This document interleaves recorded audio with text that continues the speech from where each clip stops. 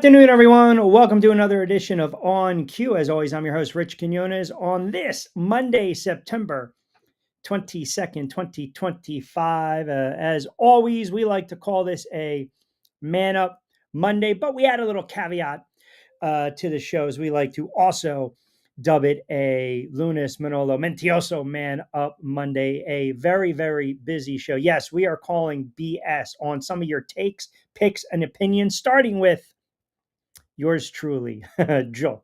So, as always, get social with us as well. Follow along at Rich Q on Q, X and IG, TikTok, Rich Q on the mic. Another, I guess you can say, do we want to call it wild? Do we want to call it wacky? Do we want to call it, well, first of all, I mean, hey, listen, bettors around the world, we're feeling you on this Monday with the Rams and getting the 3.5 over the Eagles. But one of the four brutal losses that occurred over the weekend. One of the four brutal losses that occurred over the weekend, there was, as Scott, our good friend Scott Hansen loves to say, the witching hour where wins become losses and losses become wins, which I never really understood because to me, it never really made sense, right? A loss is a loss, a win is a win. But now we know why, right? The definition, you had just absolutely wildness going on in those 1 o'clock games with Cleveland coming back late and shocking Green Bay on a last second field goal. The Rams and the Eagles on a field goal attempt to win the game by the Rams that was blocked and ran back the other way for a touchdown that screwed a lot of people. Wink, wink. The Jets, who appeared to win the game, blocking a field goal and then running it back for a touchdown, only to cough it up to Baker Mayfield, and the Bucks winning it on a field goal late. And then you had the brutal second week in a row loss for the Denver Broncos, falling to the Chargers 23-20. And listen, where do we begin? Where do we begin? I mean, I'll hold the venom for the Jets and my Giants in a moment. Last Sunday, I should say, pretty much it taught us a couple things, right? It taught us a couple things, what we already knew. We already knew that ultimately 2-3 weeks in, what do we know? We know nothing. That's what we know. We know nothing because the Chicago Bears laid the wood to the Dallas Cowboys. Dallas Cowboys fans come out of the woodwork after a win, and then when they lose, they go hide. The Commander showed you we're going to be okay with Jaden Daniels. Now, can I say the same thing for Cincinnati? Minnesota puts up 48 points. Isaiah Rodgers had a game for the ages. Bookmark it right now. NFC Defensive Player of the Year. That he might be an All-Pro with the returns for touchdowns yesterday. And then Daniel Jones, Indiana Jones, and the Colts winning again. And then obviously last night, the debacle that is my New York Football Giants. A little bit of breaking news, well, a lot of breaking news, if you will, with some of these injuries. You see it on the Q ticker, and we can go through them, but not the best day for NFL players yesterday, for some star NFL players. The 49ers are going to lose Bosa. He's got a torn ACL, Nick Bosa, a torn ACL, done for the season for the 49ers, who are 3-0. And if you want to say smoke and mirrors, so be it. Dallas wide receiver CeeDee Lamb out 3 to 4 weeks. Tyron Tracy, the running back for the Giants, is going to be out for a couple weeks. James Conner, I absolutely think he's a phenomenal back. He's done for the year. Got that season injury. What was it? The ankle injury. And then I think Najee Harris, too. That just came down as well, out for the season. So you've got so many. I mean, it's unfortunate when you have to deal with injuries like this. It really is, because you feel bad for the players, especially early on in the season. You never want to lose players so early, but it's unfortunate. It's life in the NFL, and you have to just figure out a way, next man up. Again, you don't like to say it, but that's just the reality. And I feel bad for Najee Harris. I mean, like I said, this kid always, is dealing with something, right? He's always dealing with some type of injuries. Achilles, non-contact. As soon as he planted, you knew that was pretty much the end of the day. But here's a guy that I should say actually this is his first long-term injury. I was getting him confused with the other running back. Pardon me. So he's played 17 full games in 4 straight seasons. He goes to the Chargers. He's done for the year after 3. That's a loss because he's a really good running back. But point is, so many injuries going on right now in the NFL, and it's absolutely brutal. It's brutal. Now, the other thing that we learned on this Sunday in the NFL, week 3, is that sometimes it's better to be lucky than good. And I'm telling you right now, if you're a Philadelphia Eagles fan, I don't know, do you walk away from that game? The Rams are just as good as the Philadelphia Eagles. They are. They're just as good as the Philadelphia Eagles. That game was a Rams win. They had that game locked up. I have no idea what the hell's going on with the Philadelphia Eagles offense. It's always like year in and year out, they always start slow. But in the NFL, how do you finish? How do you finish? You have to play a complete game. And the Rams, I think, got a little too cocky, maybe a little too complacent, but they no business. I mean, you're up 26-7, and then you promptly allow the Philadelphia Eagles to score 26 unanswered points. Now, mind you, you battled back after they took the lead. You went right down the field, and you had an opportunity to win this game on a field goal attempt. And of course, if you took the Rams plus 3.5, you're thinking to yourself, oh, listen, I don't care if this field goal gets blocked. I don't care if it's a doink. I don't care if he shanks it. I don't care if it goes in. I just care if it's blocked and it's going back the other way. So, of course, what happens? They bring the ball all the way. I thought, too, they gave up a couple seconds. I thought maybe they could have ran another play or two, or a little bit more judicious with the time, speed it up a little bit. But the field goal is blocked. The field goal attempt is blocked, and then Davis runs it back. And obviously, the Eagles not only get your definition of a backdoor cover in this one, but they get the win. And regardless, when it was blocked, the game was pretty much over. Rams weren't going to pick it up. And this is not Clyde Simmons, 1988 at a Giant Stadium in the rain. But the Eagles go to 3-0. Was it impressive? No. Was it sexy? No. But a win is a win, and they showed that championship pedigree and that moxie. And the good to great teams always find a way to win. And like I said, they still haven't really unleashed that rushing attack. I don't know why they wait so long to get the ball to A.J. Brown, but A.J. Brown basically quietly comes alive in that second half. 6 receptions, over 100 yards, 1 touchdown. Goddard got into the mix. Saquon quiet again. They just ran for right under 90 yards. Hurts efficient, didn't light up the scoreboard, but made the plays and the throws when he had to. Took a couple sacks, but they're 3-0. I think the Rams showed you that they can play with the Philadelphia Eagles. Now, another team I thought was going to be built to play with the Philadelphia Eagles, the Green Bay Packers. And Mike in Ohio, Scott, you guys got to be ecstatic. Cleveland got a win. And that was a goofy game because part of me looking at these lines, I was like, I think Cleveland's going to easily cover this number. I didn't have the guts to take them outright, but that was a large line, 8.5, 9. And Jordan Love just, he did not play particularly well. He was under duress. If anything, if you're a Cleveland fan, you hang your hat on Cleveland's defense. They played exceptional football yesterday, and they deserved to get the win. De facto chimes in. Good afternoon, Q. Great to be a Birds fan. Baker Mayfield is the MVP combo after 3 weeks. You can throw Daniel Jones into that equation. You can throw Justin Herbert into that equation. He 12-man. The Jags stink, by the way. How about the Jags getting a division win late after Hunter dropped passes, only 2 to Hunter? What the hell is Cohen and Lawrence doing? Get him the ball. By the way, horrible pick. Horrible pick that almost cost Jacksonville by Trevor Lawrence yesterday. Let's not sugarcoat it. Let's not sugarcoat it. And I think that speaks more to Houston. And this, I'm glad that Vince brought that up because We're 3 weeks in the NFL season right now. 3 weeks in. And, you start to say to yourself, didn't we pair these coaches and these quarterbacks together and say, hey, man, they're going to be the answer going forward? I bring it up to say this. What's going on with the Texans? They're 0-3. You want to talk about a quarterback and head coach in a franchise that has regressed?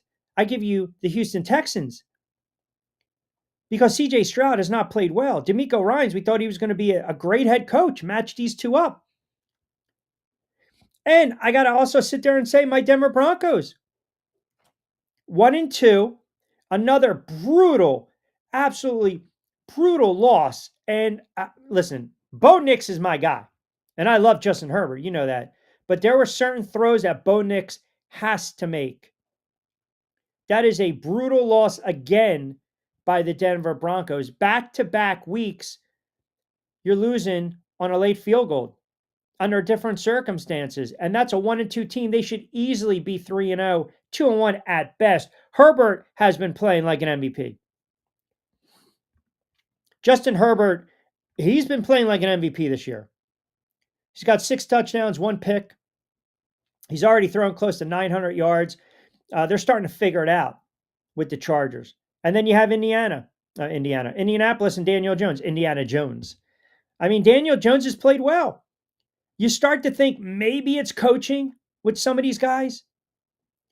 Maybe it's coaching in the NFL. Maybe it's given up. Like case in point, we were starting to dismiss Caleb Williams. And all Caleb Williams goes out and just plays a phenomenal game yesterday against the Dallas Cowboys. Close to 300 yards, 4 touchdowns. He played smart football, mistake-free football. And the Bears' offensive line kept him clean. His jersey was clean. But yet, a couple weeks ago, we were going to ride them off.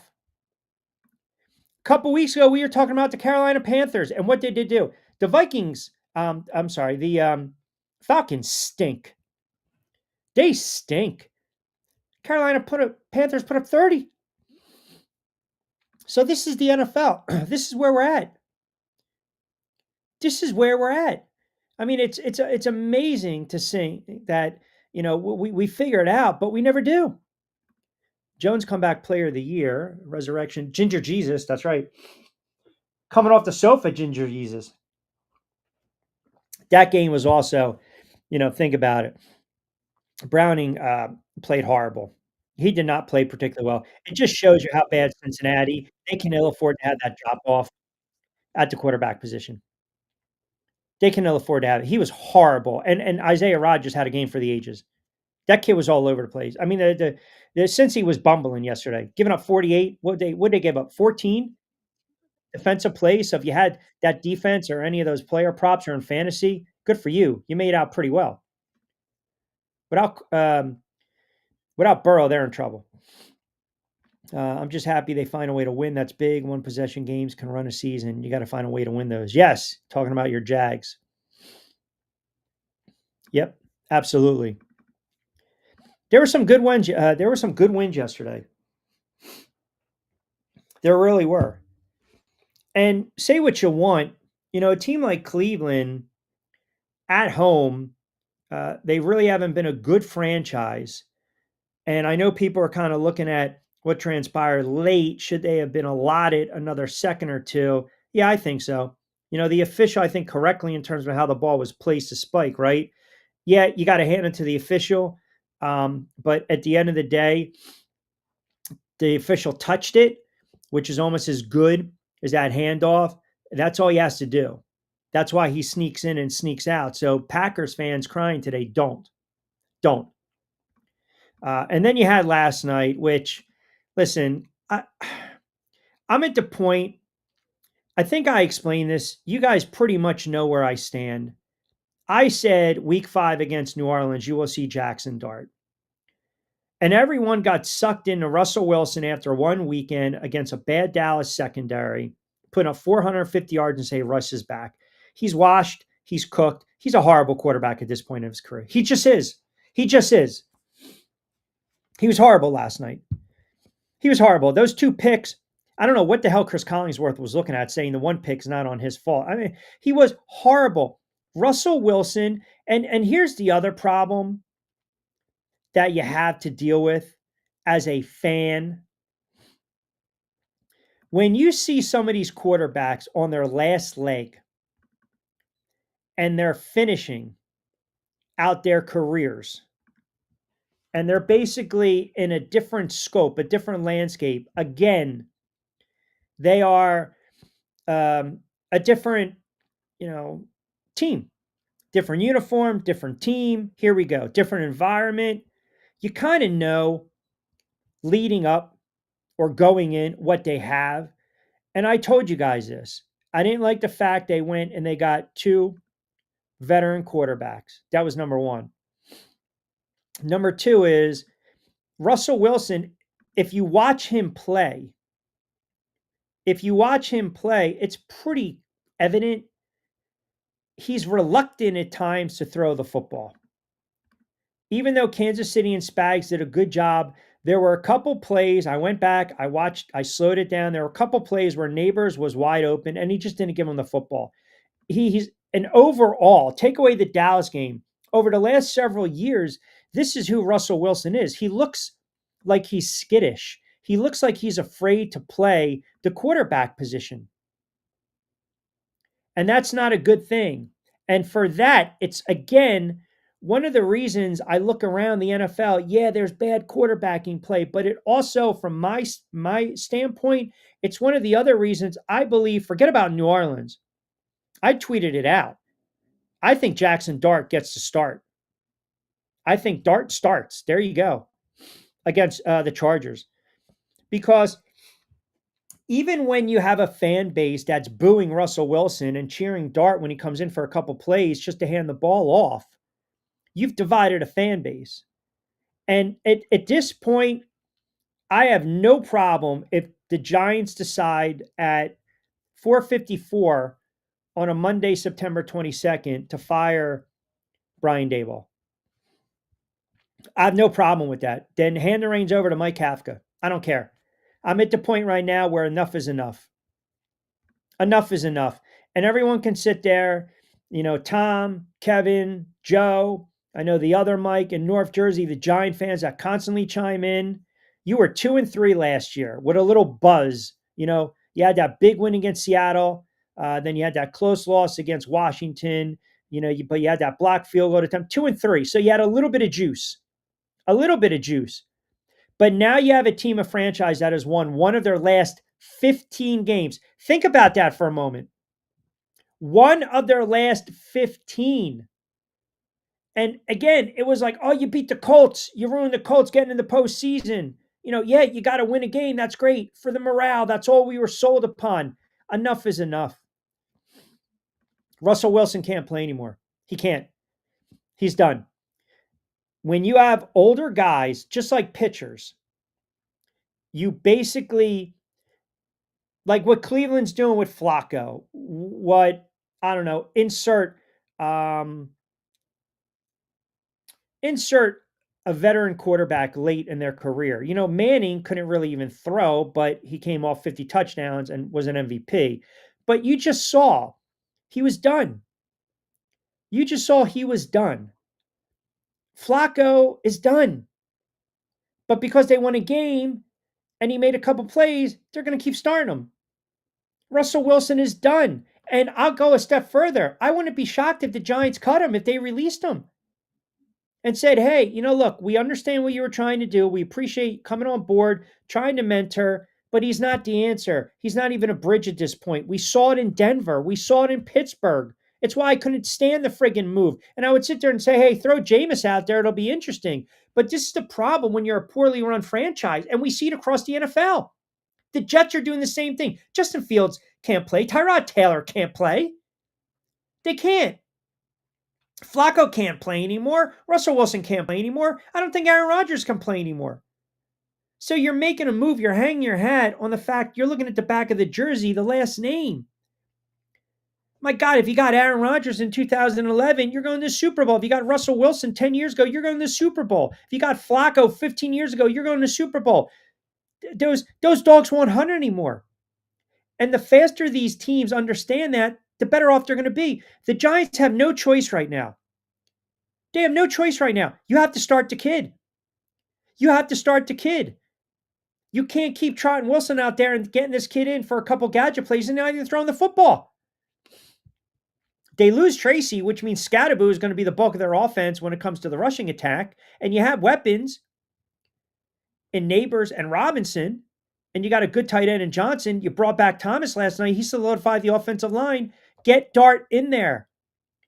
Get Dart in there. And all I heard during the broadcast, they kept saying, we're kind of old school approach. Let him sit, let him sit. At this point, I want to see what this kid has. I want to see if Brian Dable can coach this kid up because obviously he can't. Explain to me how a guy like Daniel Jones, who John Mara decided we're going to pay him $160 million. That was a John Mara move. So Daboll and Shane, I'll defend you in this regard. That was never your guy. You had to deal with it. You were stuck with it after a road playoff win. And he deserved it. But then he got hurt, and you saw the inconsistency. They wanted nothing to do with him. This franchise, and there's a couple of them in the NFL right now, they are stuck not even between a rock and a hard place. They are in NFL purgatory. The Browns, NFL purgatory. The Jets, NFL purgatory. The Giants, NFL purgatory. I mean, they just cannot. The Steelers are going to be like that. Once they realize Aaron Rodgers is not the answer and you're not going anywhere, and you decide to change head coaches, they're going to be in purgatory as well. Because they wait. They're trying to squeeze blood out of a stone with these guys, and it's not working. I'm looking at these veteran quarterbacks, and I hate to pick on Russell Wilson, but it's just factual. He doesn't want to throw the ball down the field. You should have taken shots last night. Yeah, I know Spags defensively. I get it. I understand it. But that secondary, the Giants in a microcosm over the last decade. Okay? Over the last decade. Another issue with the kicker, which is absurd. And the one play that as a Giant fan you watch and you say, this is who they are, was in a bizarro world, Patrick Mahomes deciding to throw the ball behind the line of scrimmage.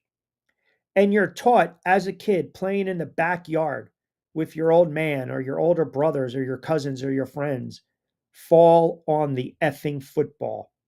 Don't try to pick it up. And Okereke, who played at Stanford, you think, be a little wise, a little educated, a little book smart, fall on the friggin' football. And Patrick Mahomes basically wrestled away in a 6-6 game. In a game that the Giants could have won, just like last week.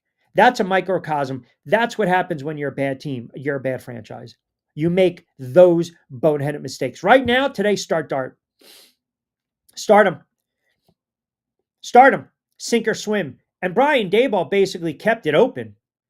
He didn't commit to Russell Wilson. And, the other problem is you bring this guy in and listen, it's 3 games and you already got to make a change. And I don't like the head coach. You guys know this. Get rid of the head coach. I'm done. I'm done with this guy. He's a freaking clown. He's not a leader of men. He's not. It's embarrassing. It's embarrassing to watch. Flacco can't move. Give the Browns no chance in winning football. I feel bad for those fans. De facto, oh yeah, man with the banker hours on a Monday. Funny, because I get lambasted and, you start a little early. So let me man up on a couple things. I will man up on, because during Back Your Play, I was very adamant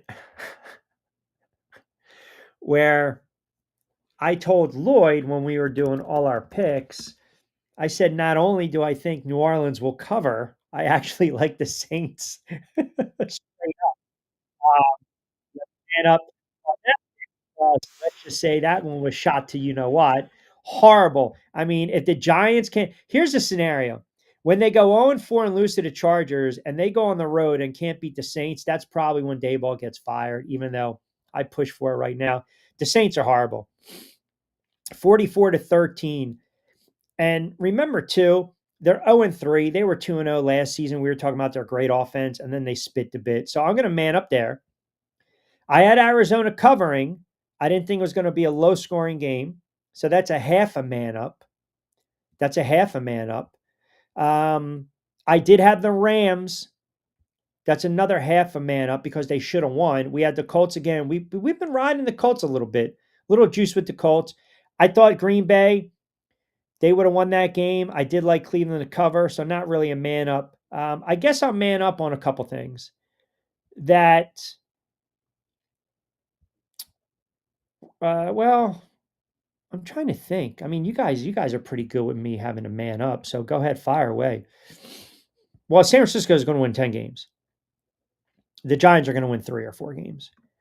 But definitely my Saints pick was bad. I think I wrote off Caleb Williams a little too early.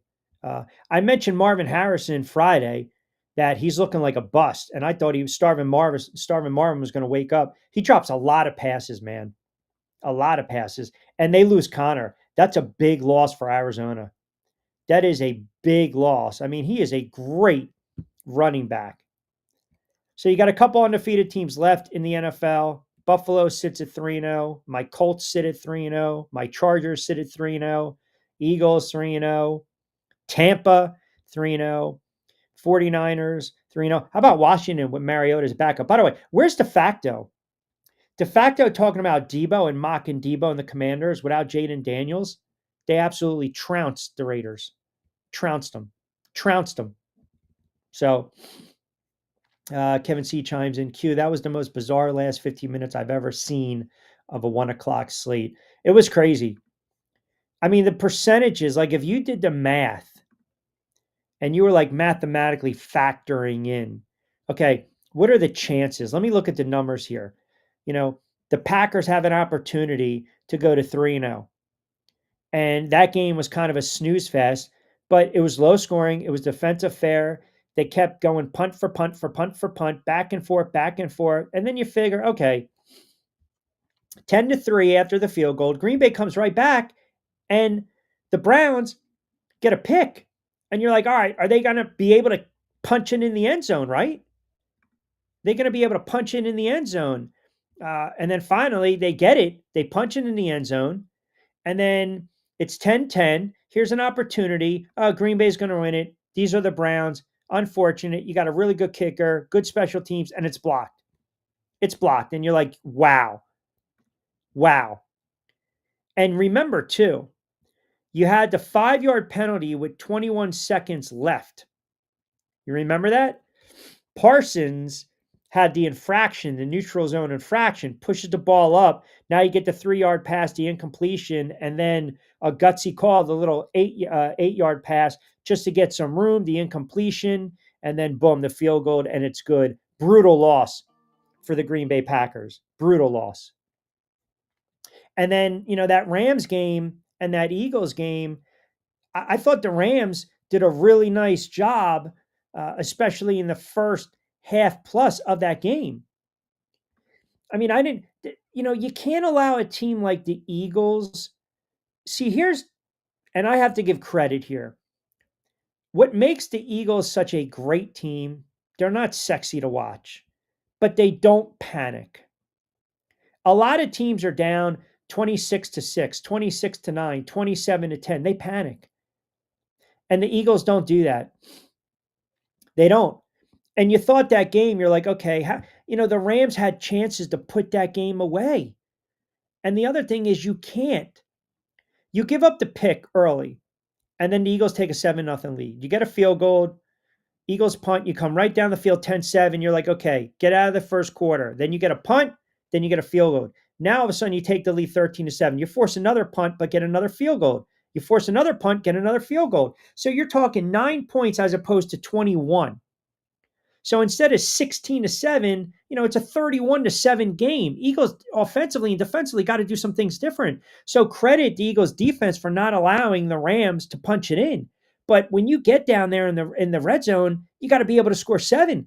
They weren't able to do that, even in the third quarter. They had the one touchdown, then they had to punt after 4 plays, and the Eagles came right down the field.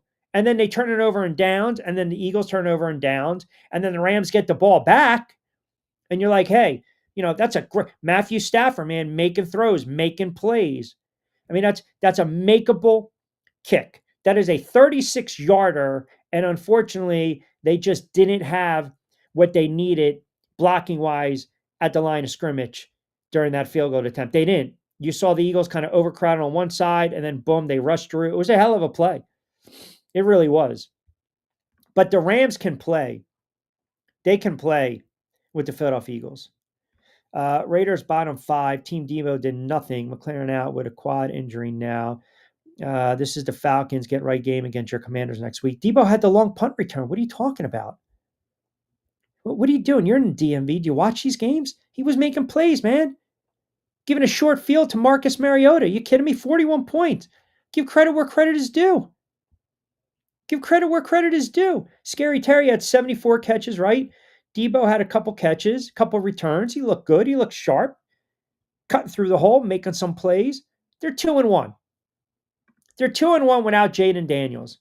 And they're going to wax. They are going to wax the Falcons. It's a Marcus Mariota revenge game, right? Didn't he play for the Falcons too? Then they have the Chargers and the Bears. Now, Washington, they're going to be okay. They're going to be okay. Don't get cocky. Don't get cocky because the Eagles pulled one out of there, you know what. Listen, Eagles have Tampa Bay coming up on the road. And Baker plays very well against the Philadelphia Eagles. Baker plays very well against the Philadelphia Eagles. You can throw on that secondary, as we saw yesterday. And just throwing it out there right now, the look-ahead line, Eagles are 3.5 point, I would say 4, 3.5. Chargers are 6.5 against the Giants. That number might go up if Dart plays. Now, that's a 1 o'clock CBS, and the Birdies are Fox. I wonder if they'll carry that game market. Let me see.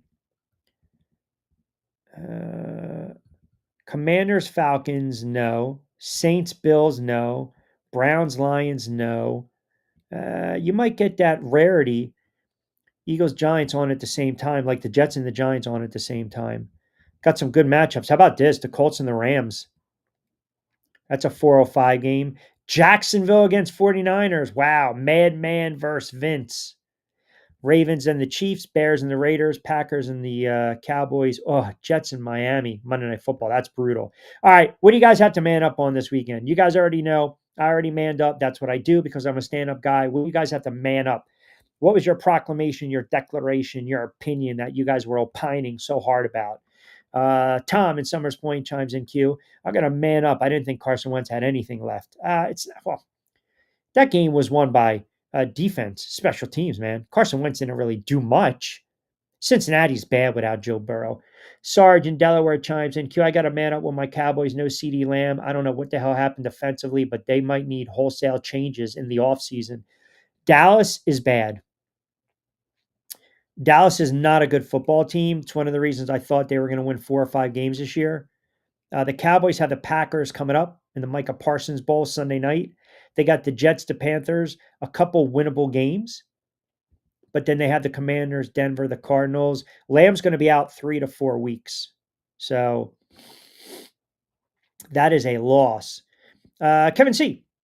chiming in. Q, I don't really know what to man up about. I'm wrong with all my giant predictions. Laugh out loud. And I'm going to finally bite on this one, Q. You are right. It's time to get rid of the head coach, the GM, and bring in the kid. It is. It really is. I don't really know how else, you can't sugarcoat it. G and Jackson chimes in. Q, do you have the possessions by the Giants over the first 3 games this season? You talking offensive possessions or are you talking red zone possessions? If you want to go red zone, we can go red zone because they made a point of bringing it up last night during the broadcast. The Giants have had 10 possessions in the red zone and they have 2 touchdowns. That's 31st in the league. 31st. 31st in the league. That's how bad it is. That's how bad it is. They can't move the football. They can't run the football. Scatterboo's nice, but they can't run the football consistently, right? AP chimes in, Q, let's be honest here. The Colts got a re-kick week 2 for this exact friggin' scenario. The Eagles did it twice in week 3 and nothing is called. When the hell is the NFL going to start investigating the officials officiating the Eagles games? Um, so I went back and I watched the Eagles game, and they are offsides a lot. But at this point, like, what are you going to do? Like, what? They're offsides a lot. And wasn't it addressed that the NFL was going to take a look at this? Didn't the NFL make a point saying we are going to look at this a lot more? And they didn't. All right, 12 past 5, quick timeout. We'll come back on the other side. We'll regroup. We'll get your texts as well. Keep it locked in. A Monday edition of On Cue.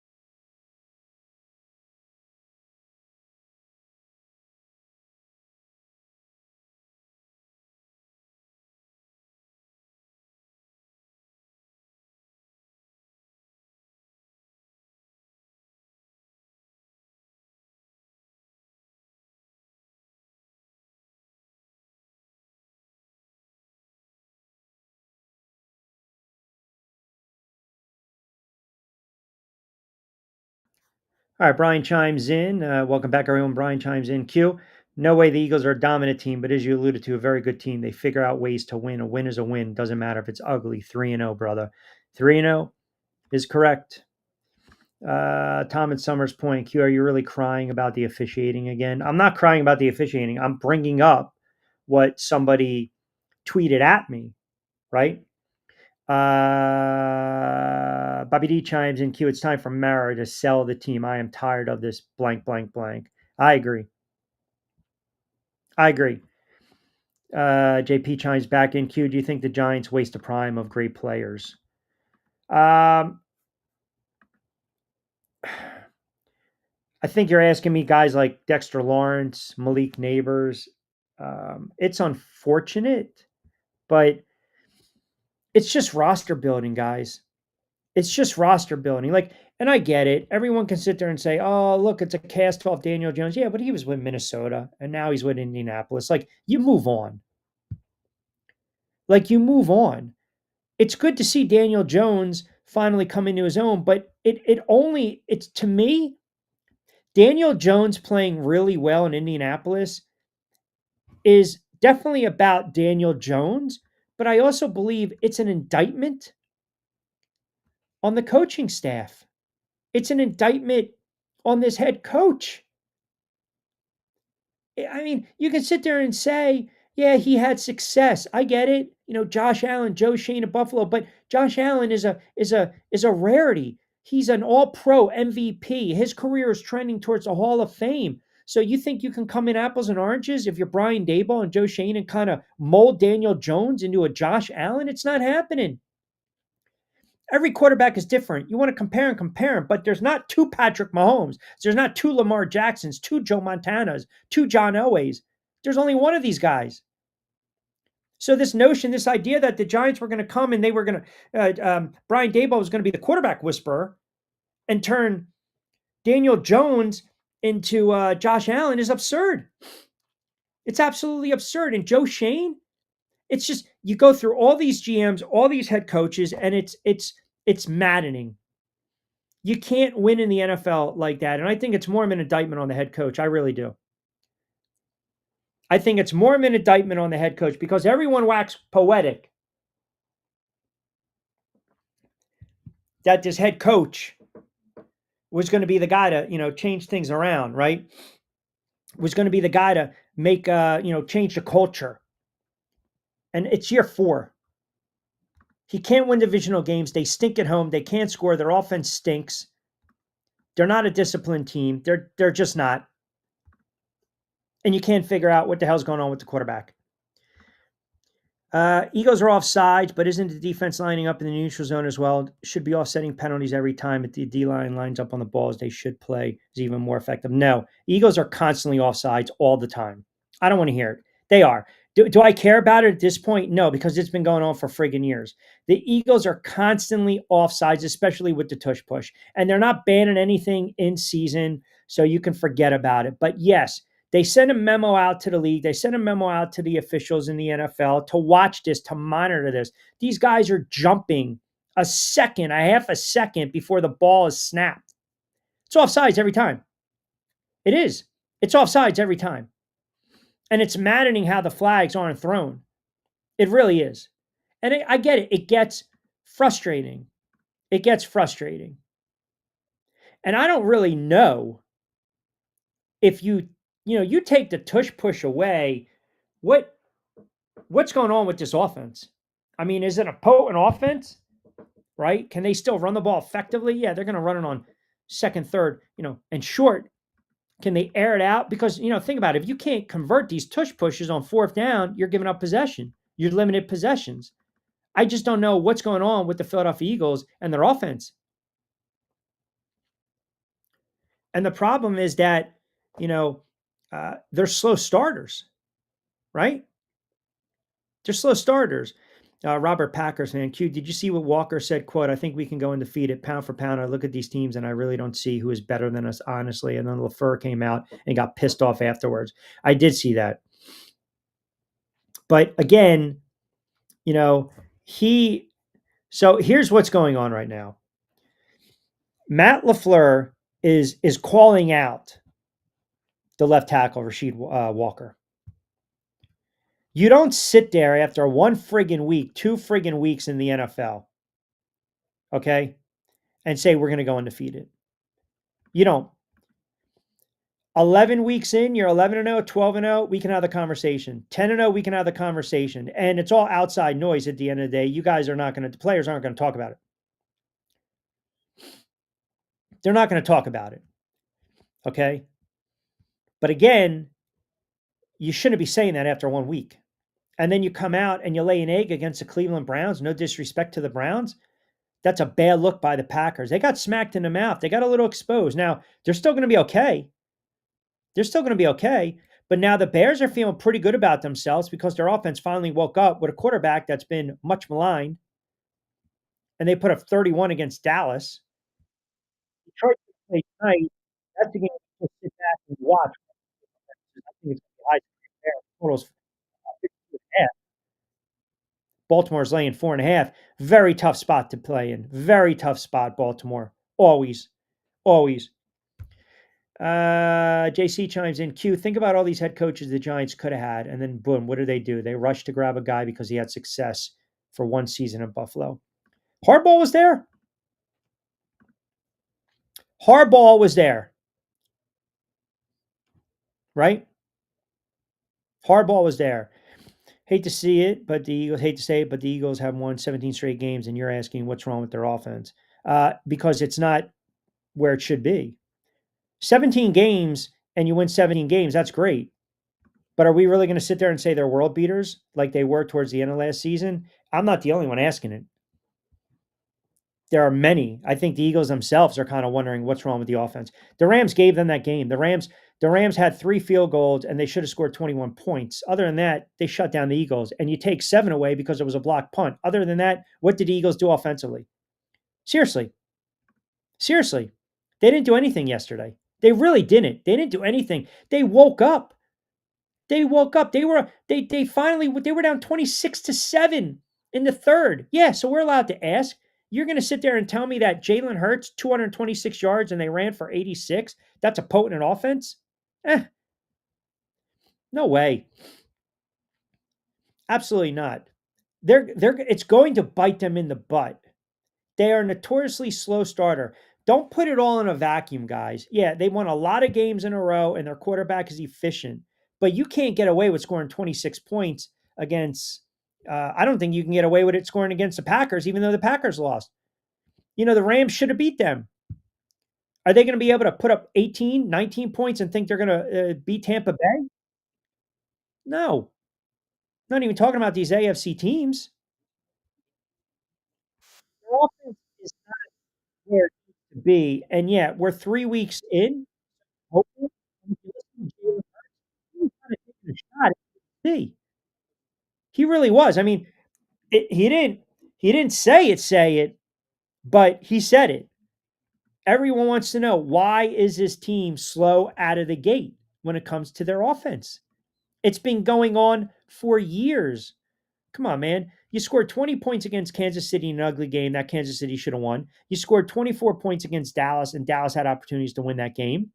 Turnovers. Same thing with Kansas City. And then you scored 26, I'm sorry, 33, really 26 on that blocked field goal running back, and you had to wake up in the second half.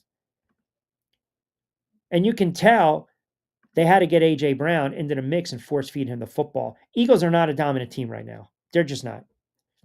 They're not. They're not. They've got holes. They've got holes. They're not a dominating team.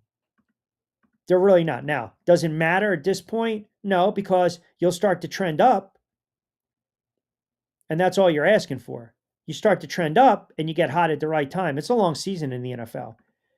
But the Rams showed me that they're just as good and they're built to beat the Philadelphia Eagles because they can get to the quarterback. And Stafford was slinging it. Yeah, he missed some throws. He definitely missed a couple wide open throws, no doubt. And that's going to happen during the course of a game. But they're not a juggernaut. Joe D, South Philly chimes in. Q, I'm actually going to agree with you. I don't know what's wrong with the offense. I feel, though, out of necessity, they got A.J. Brown the ball. Um, they haven't been able to really run it effectively. And if you go back, you have to look at every type of scenario during the course of a football game and series to see, okay, third and short, fourth and short, got to crank up Saquon. Eventually, Saquon's going to get his, and he's going to rip off these long runs. But he's not a lot of touches for Saquon, and that could be by design, to be quite honest with you, right? 18, 22, 19. That can be by design. You want to save those legs. You want to say that because they rode him into playoffs 25, 15, 26, 27 touches. They really rode him into playoffs. Just to give you an idea, Saquon Barkley, the first 5 games last year with the Eagles, 24 carries, 22, 17, 10, 18, 17. Then when he started to turn it up and have that MVP like performance, it started with that Washington game. 26 for 148, the Rams 26 for 266, 23 for buck 7, 20 for 174, 19. Pittsburgh did a good job of shutting it down, but 29 for 150, 31 for 167. So they're probably cautious with the carries. Probably another reason that the rushing attack hasn't really gone off just yet. Just yet. But they're going to lean on Saquon when the time comes. They're going to lean on Saquon when the time comes. Absolutely. Tom in Clearwater chimes in. Q, you can put a fork in the Miami Dolphins. 0-3. 0-3. Now, they got a winnable game against the Jets and the Panthers. Does that spark their season? I don't know. I really don't know. It's week 3.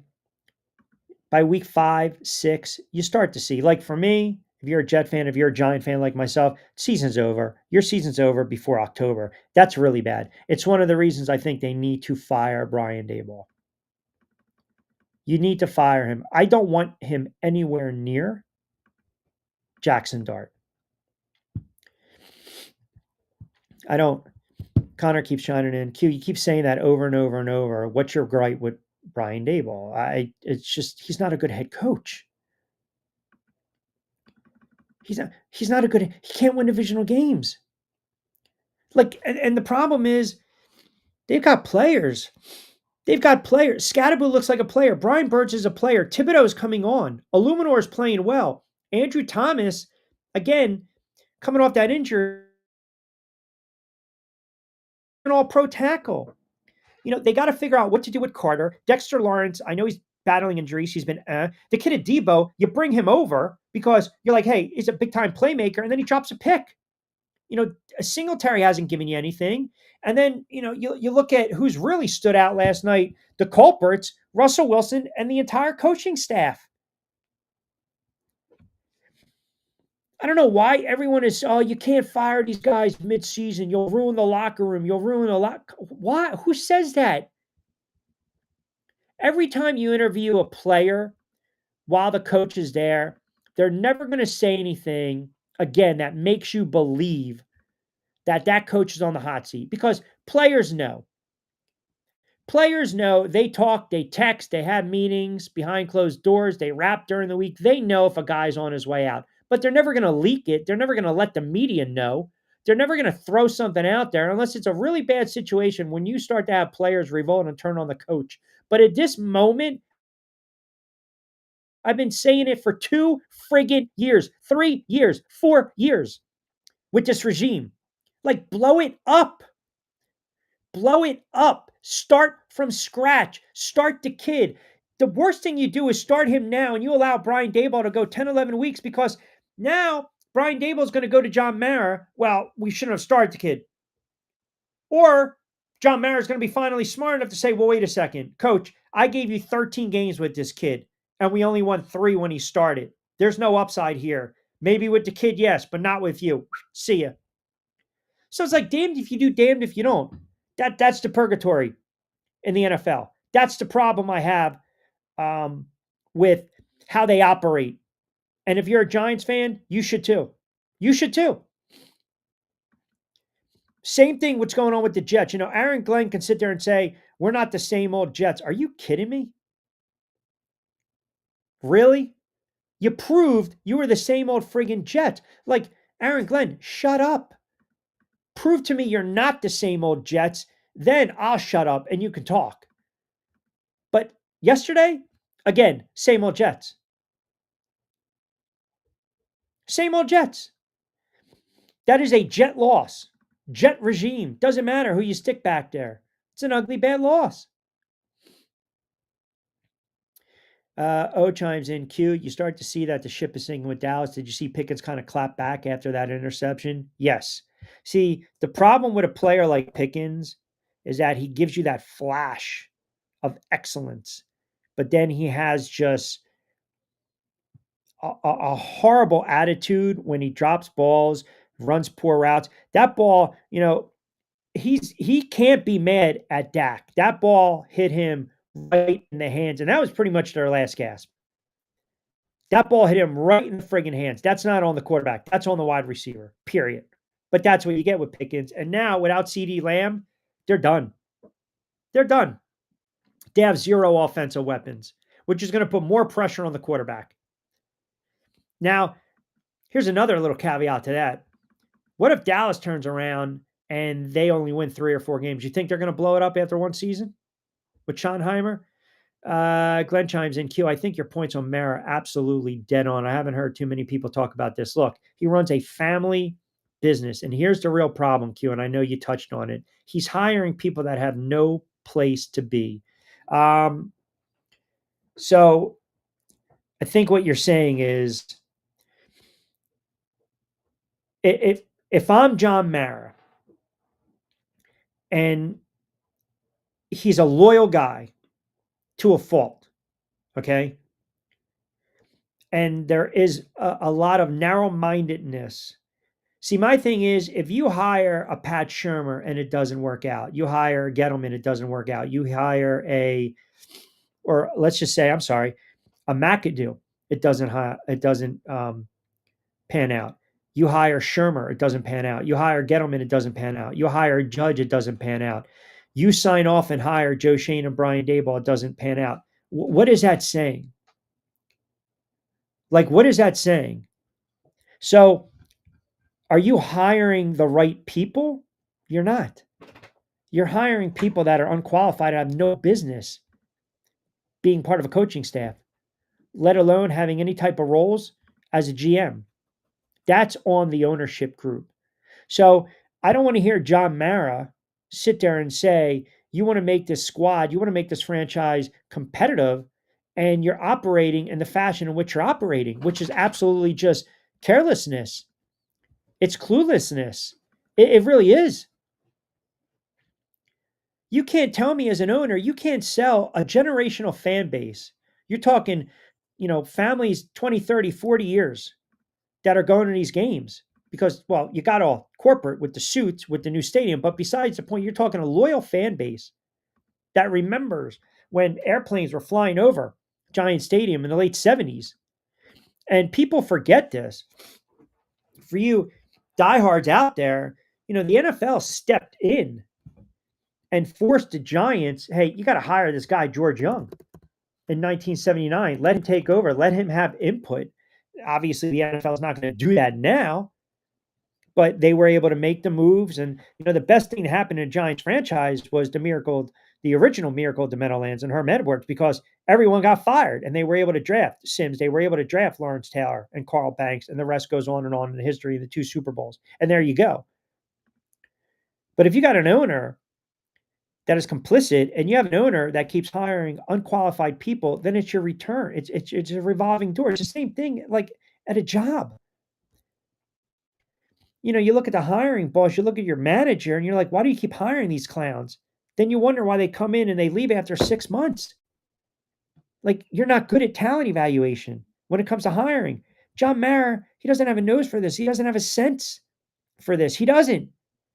So you can't sell me on you're trying to treat this as a family run business, which we already know. But how about a winning culture? Until you start to make the right decisions, I can't take you serious. And that starts with firing the head coach.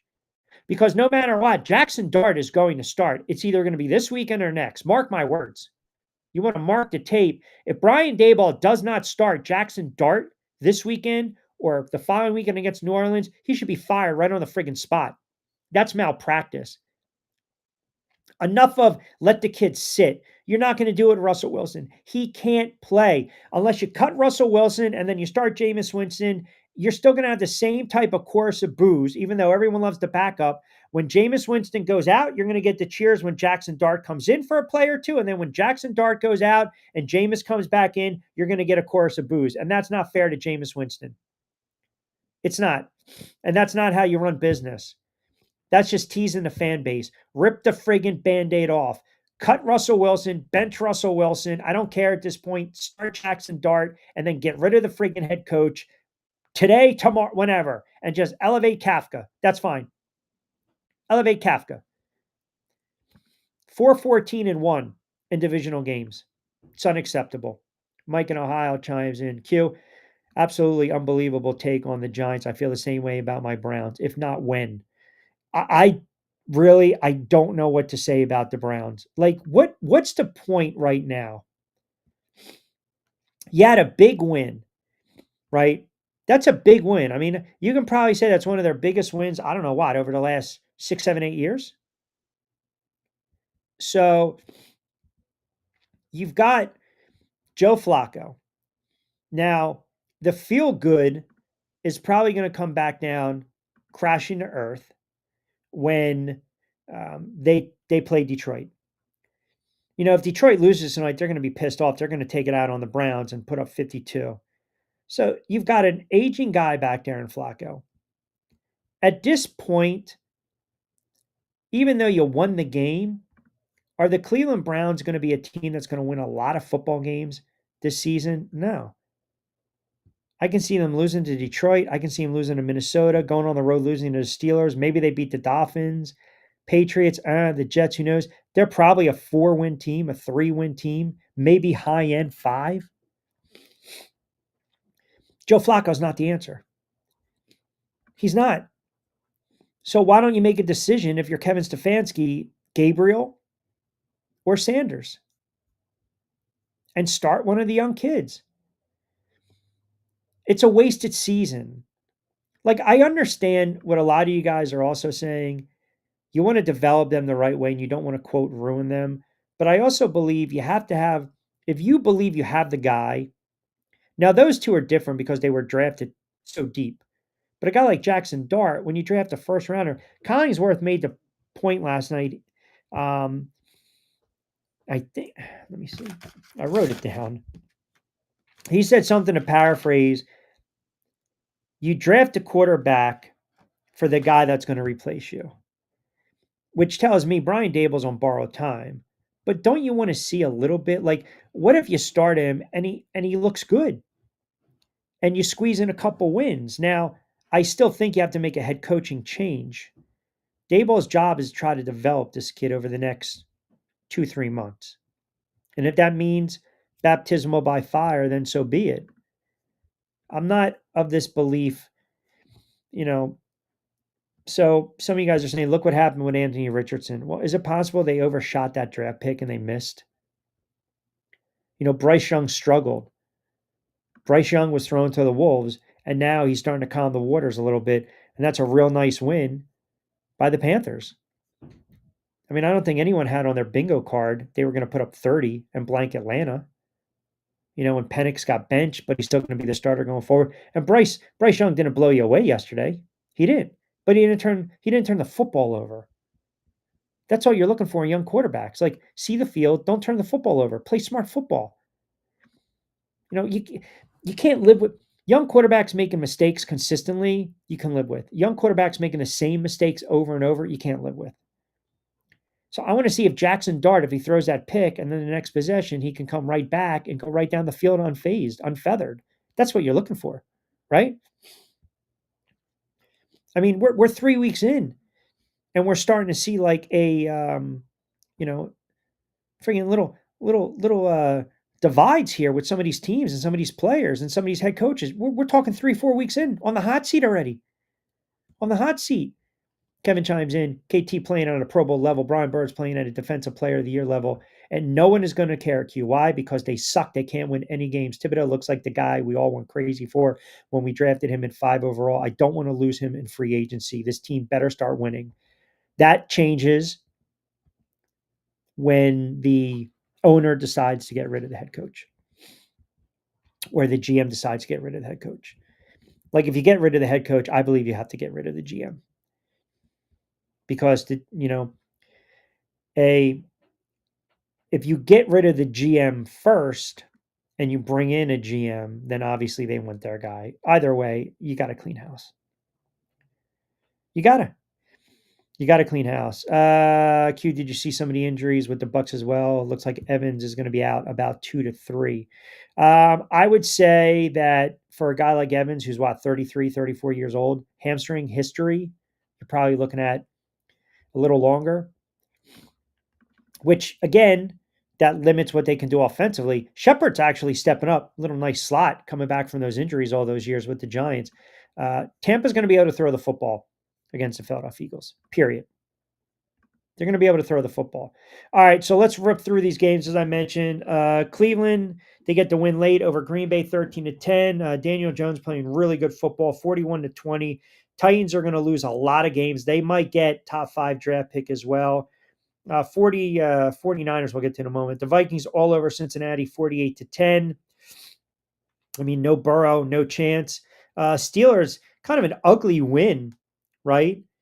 Against New England. I mean, you had to play late. I don't know if you guys saw. This is, again, it'll drive head coaches crazy. As a wide receiver, you got to get beyond the sticks. That last play, that 4th and short, may hit the wide receiver, and he tried to come back as opposed to turning upfield. Now, I don't know if he would have got past the sticks, but it would have extended the drive, fresh set of downs. Nonetheless, 21-14. New England's not a good football team. They're not. They might have something with their quarterback, but I don't foresee them winning a lot of football games. I really don't. And you're kind of starting to see a little bit, it's kind of coming home the roost with Mike Rabel. Now, you've got a winnable game against Carolina, but then you have the Bills, but then you have a couple winnable games. So if they can get to 5-4, there's optimism. But a 3-6 kind of start, it's going to be a long season for them. But winnable games, as I mentioned. Rams against the Eagles. We obviously talked about that for you bettors out there. Feel for you. Horrible loss for the Jets. Horrible loss. Matt's a Jets fan, chimes in. Q, you're right. Same old effing Jets. I mean, that game is won. You block a field goal late, you return it, and that was a hell of a play. The block, the scoop, the score, that was a fantastic play. But you block a field goal late, you return it for a touchdown, and for all intents and purposes, the game should have been over. That game should have been over. But what happened? You got a buck 50 left, a couple timeouts, Baker Mayfield, and what killed him was that 28-yard pass to the young wide receiver. It's a gorgeous throw and catch. I mean, the kid went up and got it. Then you got another, that last drive, you got a 28 and a 20-yarder. You got 48 yards on 2 plays, chunk plays. So that's on the Jet defense. I don't want to hear any more about this Jet defense. Sauce Gardner stinks. I don't want to hear any more about this Jet defense doing, dominating stuff. You got Salah in San Francisco right now doing dominating stuff with that 49ers defense, even though they lost Bosa. Horrible loss by the Jets. Horrible loss. You got 0-6 combined for my New York squads, Jets and the Giants. Raiders are in for a long season as well. Man, you can't figure out Geno Smith. He's so perplexing. 3 picks last week, 3 touchdowns this week. That's who Geno Smith is his entire career. But Washington got a win without Jaden Daniels. Mariota played well, was efficient, and they were able to run the football a little bit as well. We talked about the Panthers. We talked about Jacksonville. The Chargers. Listen, they're clicking, man. In years past, the Chargers would always lose these close games, one possession games, field goal games, missing field goals late, getting field goals blocked, getting beat by field goals. They got the win over Denver. Seattle all over the Saints. We talked about Caleb Williams and the Bears. The Cardinals, they're going to have some issues offensive with no Connor, a little more pressure on Kyler Murray. Marvin Harrison Jr. drops a lot of passes. 49ers, a quiet 3-0, but the loss of Bosa was huge. But you're starting to see, Mac Jones can play a little bit. And that's another example. It's another example. Here's a guy that's a cast off. Mac Jones. This guy was a top 15 pick, right? Top 15 pick. Now, he aggravated a previous knee injury. So, again, we'll see what they did with the quarterbacking position, but he played well and he steadied the shit with no Brock Purdy. And they ran the ball. They didn't run it very efficiently, but they averaged about 3.7 on the ground. The kid Pearsall looks like a player, a buck 17. Caught what? 8 balls. You got McCaffrey coming out of the backfield catching balls. So they did their job and they limited the offense of the Cardinals to 15 points. So that's a nice win by the 49ers. I mentioned the Giants and Kansas City. Kansas City's not a world beater. They're just not. I'm telling you guys, Kansas City they're going to be a playoff team, but they might be one and done, man. And then you get Kelsey again, going back and forth with Andy Reid. Man, what a clown he is. He is such a jerk. He really is a clown. And then you got Monday Night Football tonight. I love the Ravens laying the points and the total. Baltimore is just a tough, Allen hates playing in Baltimore. Mahomes hates playing in Baltimore. It's such a tough place to play in. Baltimore's laying 4.5. And the other thing is Henry, you go to that Cleveland game, Henry got bottled up. You can run against Detroit. I don't suspect Derrick Henry is going to rush for 30-something odd yards. All right, quick timeout, and we'll close it out on a Monday.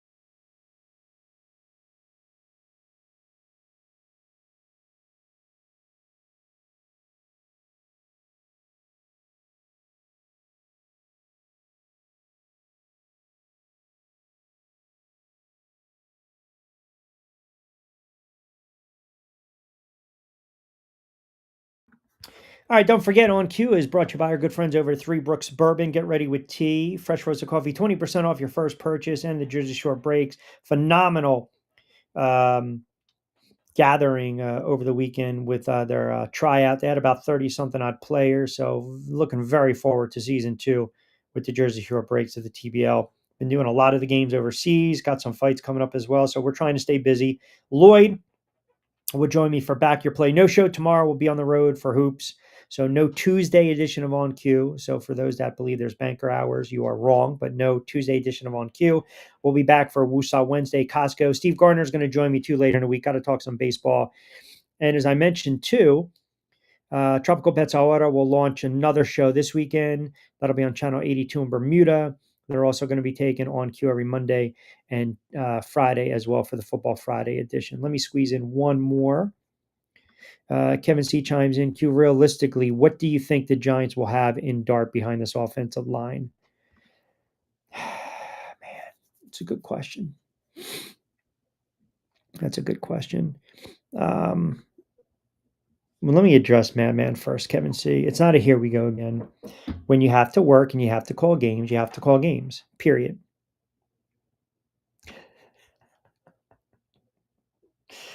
You guys are just pieces of work. Behind this offensive line and with time to throw the ball and using his legs, he's an athletic quarterback. As long as they keep him upright, you should be able to get Robinson and Neighbors into the mix. But I don't know what to expect until the kid throws a regular season pass. All we're looking at is preseason.